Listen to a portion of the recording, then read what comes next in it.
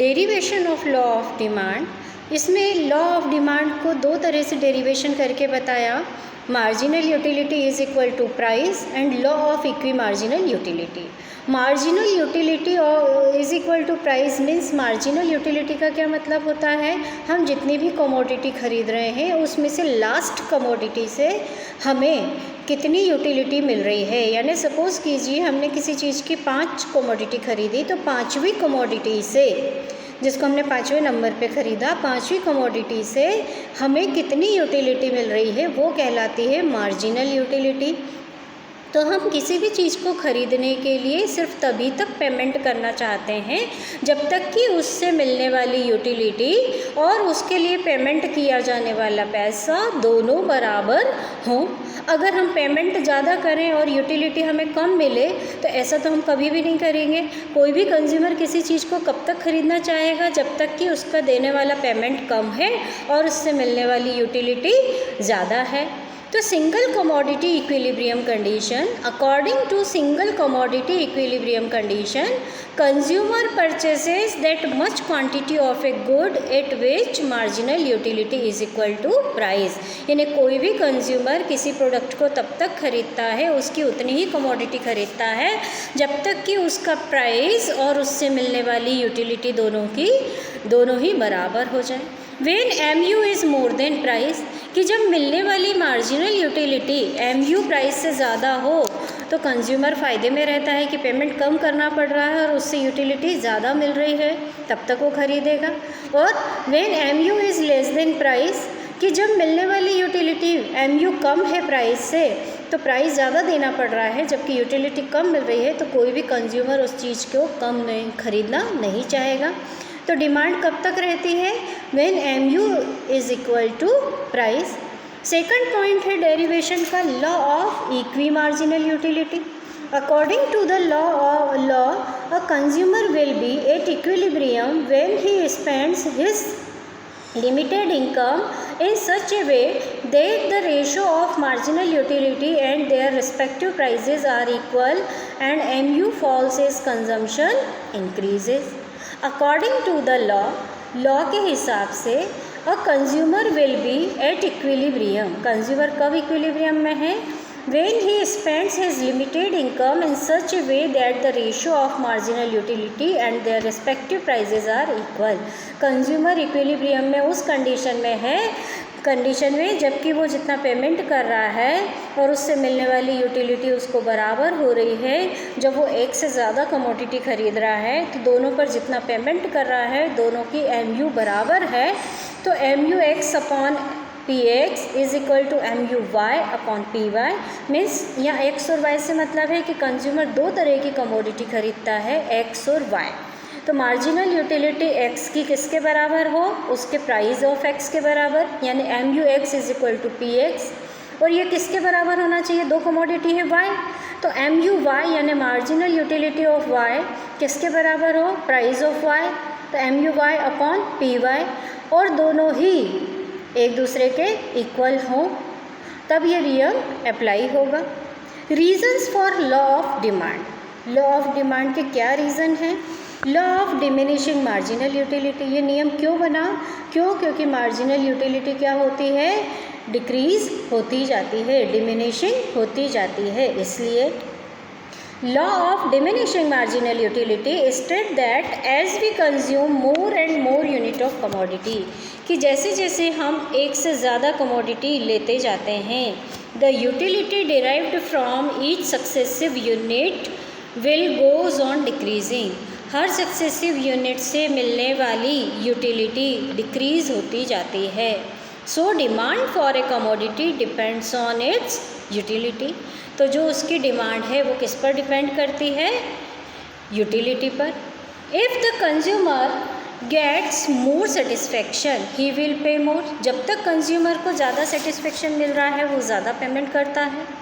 As a result consumer will not be prepare to pay the same price for additional unit of commodity, तो जैसे ही उसको utility कम होना शुरू होती है वो उतना प्राइस भी देने के लिए तैयार नहीं होता। The consumer will buy more unit of the commodity only when the price fall. और more commodity वो कब खरीदेंगे, जब वो उसकी प्राइस फॉल होगी। तो जैसे एक एग्जांपल मानो कि कोई इंसान बहुत भूखा है, बहुत भूख लगने पर वो मार्केट में पहला एक सैंडविच खाता है, तो पहले सैंडविच के लिए वो 50 रुपये पे करने को तैयार है क्योंकि वो बहुत भूखा है। आप 50 रुपये का एक सैंडविच खाने के बाद उसकी सपोज़ कीजिए भूख आधी हो गई, तो दूसरा सैंडविच वो फिर से 50 रुपये में नहीं खरीदेगा, क्योंकि जितना सेटिस्फेक्शन उसको पहले सैंडविच ने दिया उतना सेटिस्फेक्शन अब उसको दूसरे सैंडविच से नहीं मिलेगा। तो मिलने वाली यूटिलिटी कम हो गई, तो बोलता आप सस्ता कुछ और खा लें, मीन्स ये नियम अप्लाई नहीं होगा। सब्स्टिट्यूशन इफेक्ट भी रहता है कि substitution effects refers to the substituting one commodity in place of other when it becomes relatively cheaper. कि सब्स्टिट्यूटेंट का इफेक्ट पड़ता है कि सब्स्टिट्यूट गुड्स जो हमारा है, जैसे चाय और कॉफ़ी एक दूसरे के सब्स्टिट्यूट हैं, दोनों हॉट ड्रिंक्स हैं, हम चाय पीने के आदी हैं, अगर कॉफ़ी के भाव में कुछ अंतर आता है तो हमारा भी मूड कॉफ़ी को अपनाने का बन सकता है। कि when price of the given commodity fall it becomes relatively cheaper as compared to its substitute. As a result, demand for the given commodity rises. Suppose कीजिए गिवन कमोडिटी है चाय और सब्स्टिट्यूट है कॉफ़ी। अब कुछ लोग कॉफ़ी पीते हैं, कुछ लोग चाय पीते हैं। अगर सब्स्टिट्यूट गुड्स यानी कॉफ़ी के प्राइस बढ़ते हैं तो जो कॉफ़ी पी रहे थे अब वो भी कॉफ़ी छोड़कर चाय पीना शुरू कर देंगे, यानी कि सब्स्टिट्यूट गुड्स का प्राइस बढ़ने पर गिवन कमोडिटी की डिमांड बढ़ गई। और सपोज़ कीजिए कॉफ़ी का भाव कम हो गया, तो अभी तक जो लोग कॉफ़ी पीना मेंटेन नहीं कर पा रहे थे, अफोर्ड नहीं कर पा रहे थे, अब कॉफ़ी सस्ती हो जाने की वजह से वो लोग चाय छोड़कर कॉफ़ी पीना शुरू कर देंगे।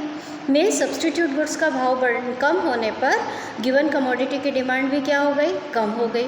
हमेशा याद रखना सब्स्टिट्यूट गुड्स और गिवन कमोडिटी दोनों में, सब्स्टिट्यूट गुड्स के प्राइस में और गिवन कमोडिटी की डिमांड दोनों में पॉजिटिव रिलेशनशिप होता है। अगर सब्स्टिट्यूट गुड्स की डिमांड बढ़ती है, ये प्राइस बढ़ता है, तो गिवन कमोडिटी की डिमांड भी बढ़ती है, और अगर सब्स्टिट्यूट गुड्स का भाव कम होता है तो गिवन कमोडिटी की डिमांड भी कम होती है। इनकम इफेक्ट कि income effects refers to the effects on demand when real income of consumer changes due to change in price of the given commodity. Income का भी इफ़ेक्ट पड़ता है कि इनकम बढ़ने पर व्यक्ति की डिमांड बढ़ सकती है और इनकम कम होने पर डिमांड घट सकती है। कि when price of the given commodity falls, कि जो कमोडिटी अगर उसके भाव कम होते हैं, it increases the purchasing power of the consumer। कि जहाँ पहले अगर हमारे पास 10 रुपये हैं और हर चीज़ 1 रुपये की आती थी तो हम 10 रुपये में मैक्सिमम 10 चीज़ें खरीद सकते थे। अब अगर वो चीज़ें कम हो गई, 50 पैसे की हो गई, तो अब हम 10 रुपये में वही चीज़ें 20 खरीद सकेंगे। यानी भाव कम होने पर व्यक्ति की उतनी ही इनकम है, लेकिन उसकी क्या हो गई, परचेसिंग पावर बढ़ गई। As a result he can purchase more of the given commodity with the same money income. Income वही है लेकिन भाव सस्ते हो जाने पर हम ज़्यादा चीज़ें खरीदने लगेंगे, यानी क्योंकि हमारी खरीदने की शक्ति, परचेसिंग पावर बढ़ गई। इसी चीज़ से अगर प्राइस बढ़ जाता है, अगर वो 1 रुपये की चीज़ 2 रुपये में हो जाए तो 10 रुपये में हम सिर्फ 5 ही चीज़ें खरीद पाएंगे, यानी वहाँ पर डिमांड क्या हो जाएगी, कम हो जाएगी। एडिशनल कस्टमर्स कि when price of commodity falls, कि अगर भाव घटते हैं, many new customer who were not in position to buy the earlier due to its price starts purchasing it. In addition to new customer, old consumers of the commodity starts demanding more due to his reduce price. कि अगर भाव घट गए तो जो लोग पहले ज़्यादा भाव पे उस चीज़ को नहीं खरीद पाते थे, अब वो उसके भाव कम हो जाने की वजह से उसको अफोर्ड कर सकते हैं, तो भाव कम होने की वजह से डिमांड भी बढ़ गई। क्यों? क्योंकि एडिशनल कस्टमर आ गए। डिफरेंट यूजेस होने के कारण कि some commodities like milk, electricity etcetera have several uses. कि इलेक्ट्रिसिटी का भी बहुत यूज़ है, हम पंखा भी चला सकते हैं, मशीनें भी चला सकते हैं, टीवी भी देखते हैं और मोटर्स भी चलती हैं, बहुत सारे यूज़ हैं। इसी तरह से मिल्क का भी यूज़ है, मिल्क से मिठाई भी बन सकती है, डायरेक्टली मिल्क भी यूज़ होता है, चाय में, कॉफ़ी में, सब में यूज़ होता है, यानी इस प्रोडक्ट का एक से ज़्यादा यूज़ है।